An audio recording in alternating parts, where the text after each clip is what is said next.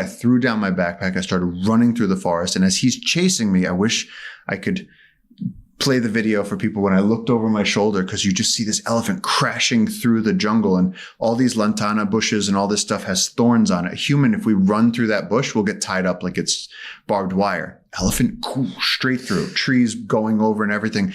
And yes, I was zigzagging. As you're running, I would grab a tree and just pivot 90 degrees and go this way. And so he'd have to come this way to chase me.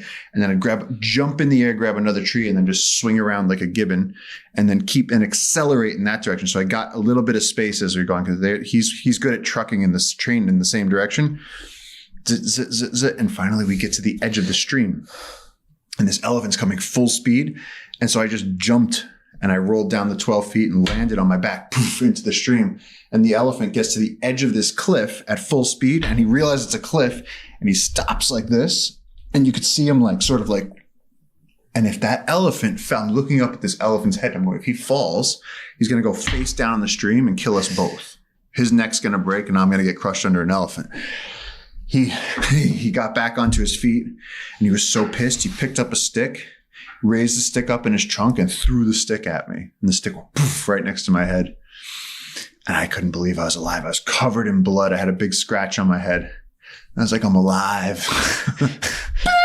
Screamed, he was so mad. And then the other elephants went running. And my backpack was gone. I was bleeding all over. I was covered in blood.